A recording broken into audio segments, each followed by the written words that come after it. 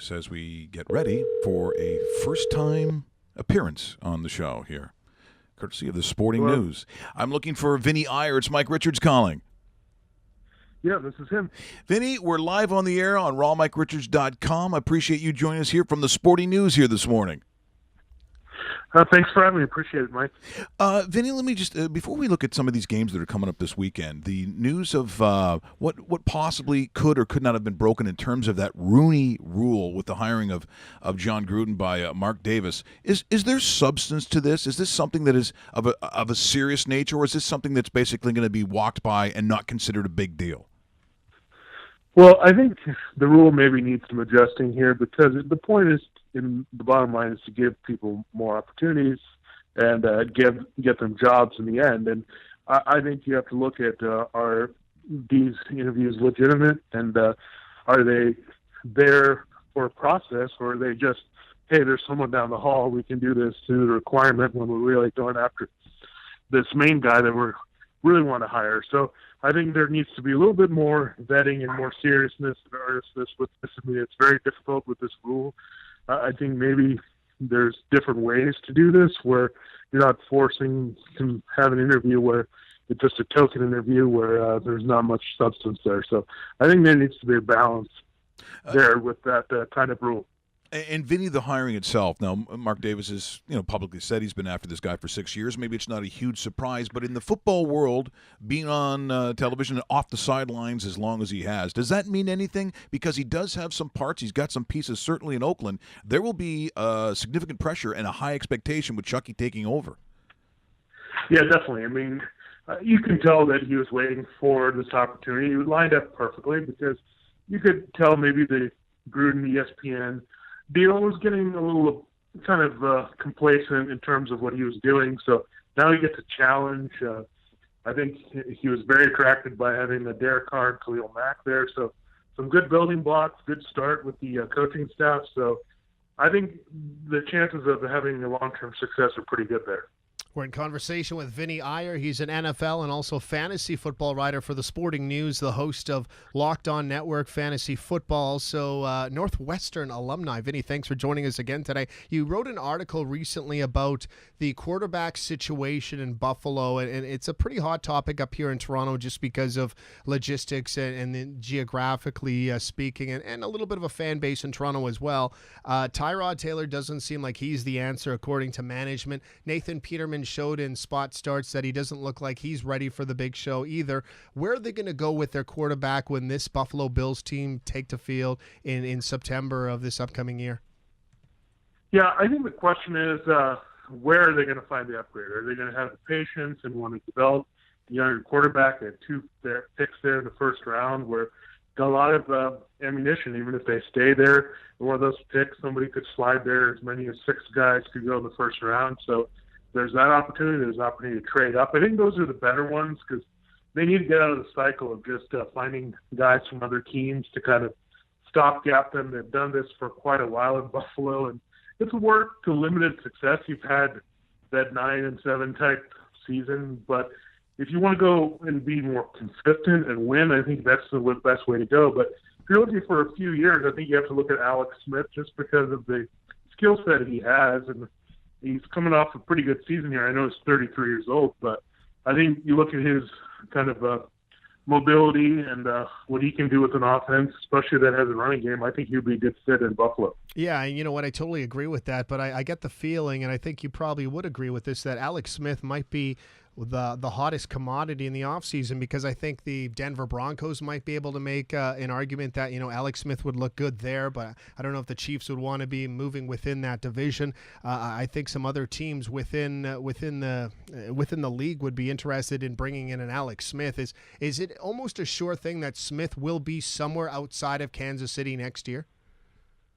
It's pretty close. I mean, you're not going to get anything for him if you let him walk, and you're probably not going to keep him anyway in 2019. So you got to maybe unleash Patrick Mahomes. You've got the ability to maybe trade him, Alex Smith, for a higher value than he paid, which was 2 second-rounders. So maybe you could get a first out of some team just for the desperation of that position. So you got to take advantage when those things arise here. And I think the key here for the dominoes to fall after that. We already had one when Jimmy Garoppolo being traded to San Francisco, but the next one is Kirk Cousins. We have to see if he's franchise tagged there again or signed to a long-term deal in Washington, or does he slide away and then the Broncos go there? That opens things up for the Bills to get to Alex Smith.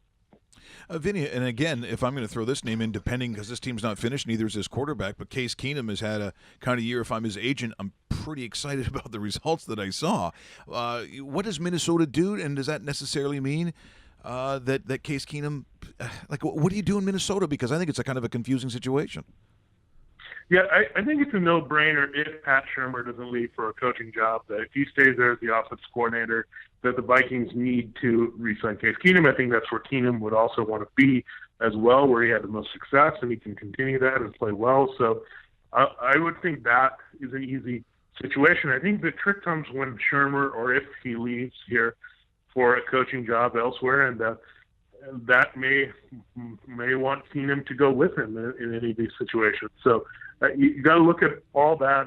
All three quarterbacks are free agents, so I think Buffalo could look at those as maybe a plan C there with Teddy Bridgewater. Do you take the chance on the still young quarterback, or do you go Sam Bradford if you can't get Alex Smith for a veteran quarterback?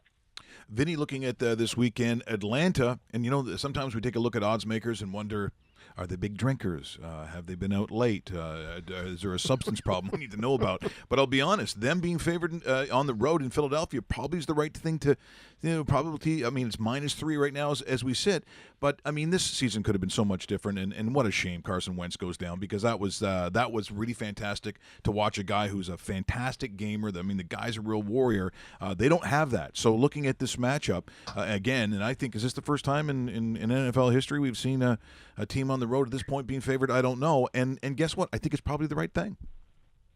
Yeah, I believe it is the first time that the number 6 has been favored over the number 1 in this divisional playoff round. When you look at the Eagles, I think the key for them is they have to kind of flip the script from the previous part of their season. They're not an offense that's going to suddenly open things up and spread things around and get big plays downfield to your wide receivers. You have to be more controlled in this game. Maybe work the middle of the field where Atlanta can struggle in coverage. You got to use Jai.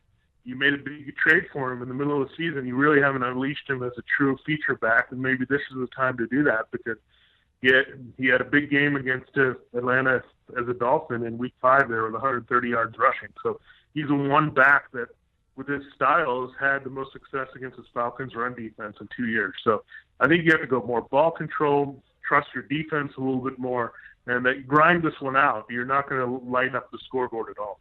Speaking of not lighting up the scoreboard and keeping, ball control theory, I think I look at the Tennessee Titans in that category, especially with the tall task of going to New England to play the Patriots.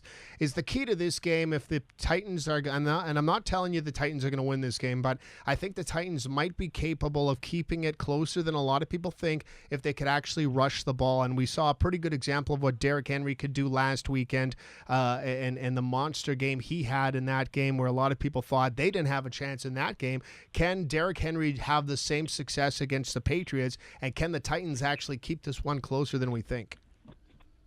Well, definitely. I mean, you look at the profile of the Patriots, they really struggled against the run. I think they give up 4.7 yards per carry.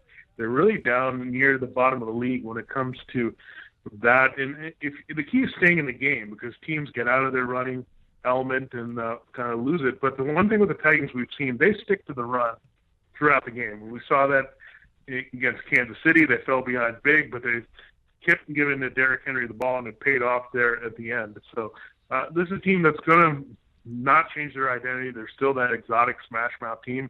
It doesn't matter if it's just Henry. I think they're actually better with no DeMarco Murray there, because Henry is more explosive and can take the distance go the distance with any carry that he gets. So they're going to go there. I think, the Patriots are going to try to do everything they can to load up the box, try to take away Henry.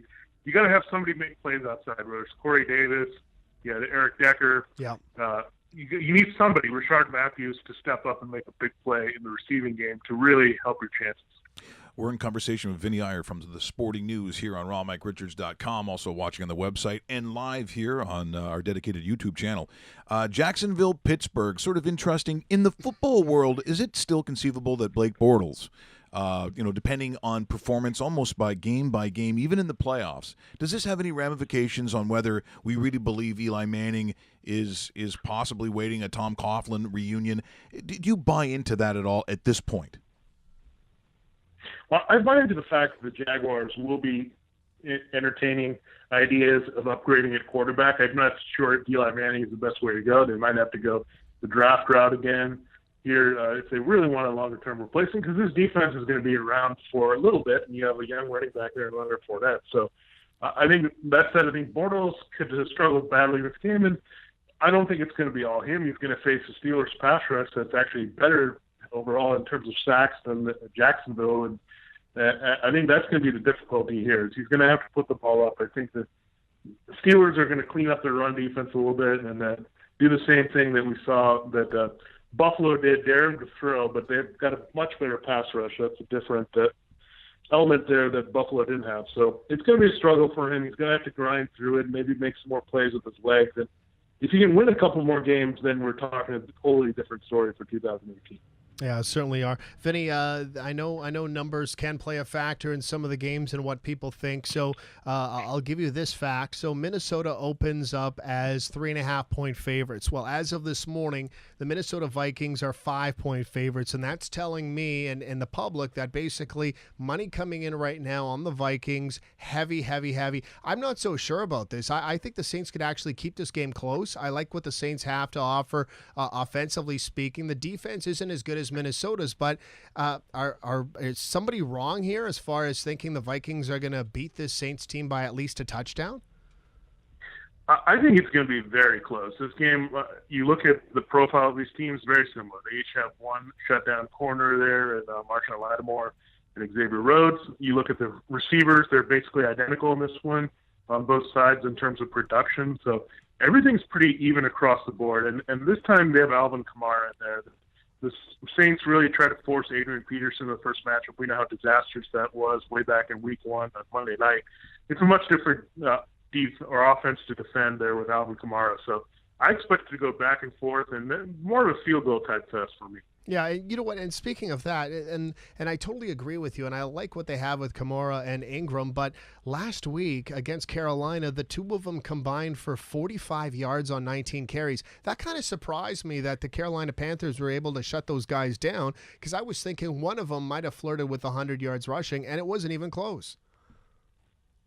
Yeah, I think they clearly were trying their best to contain that duo because they'd done so much damage in the first two meetings, and they said, okay, we're going to do our best, try to stay in the game, which it worked to a degree because the Saints had to be more quick. They couldn't be more ball control. So they still made those big plays in the pass game from Drew Brees to win the game, but the Panthers definitely had a chance there in the end because of it. So with the Minnesota, I think the challenge is going to be that the Vikings can stop the run and the pass at the same time, and they'll need extra guys to do it. So they're going to have to find something there, maybe Kamara making a big play, making a guy miss to make things happen there. But I don't think they can expect to run the ball too much better this week. Hey, Vinnie, thanks so much for joining us here today. A real pleasure. It's the first time I think I've had a chance to talk with you. So you're a Northwestern grad, but you're not an Illinois guy. Where are you from originally? I'm actually from St. Louis, and now I live in Charlotte. So those are my two cities mainly that I've been in. So, yeah, I'm not an Illinois guy at all. I'm actually a Cardinals fan, so that doesn't play well up in the Cubs country. But, yeah, that's kind of how it is. And in Carolina, I like it down here a lot. The weather, you can't beat it. I can look at other forecasts and kind of laugh, so that's always nice. I was going to say, Vinny, I'm not feeling bad for you, just so you know. And speaking of St. Louis lore, we just, at this point in the show, I wonder if this name is still relevant, but we were going to play a clip of Terry Metcalf when he came to the Canadian Football League. Does the Metcalf name still resonate at all when there was the St. Louis Cards and his son, of course, that also played afterwards? Is that a name down there, or is that just one of the many who played? Well, yeah, I think it's a name because I think St. Louis, the one thing about St. Louis in the NFL, it keeps getting taken away. So that's what you have is mainly the memories of things that are past, Jim Hart and those types of guys. Yeah. And now I guess you're flipping the script to Kurt Warner and Torrey Holt and Isaac Bruce. So I think every few years, I think it's an NFL rule they have to take a team out of St. Louis.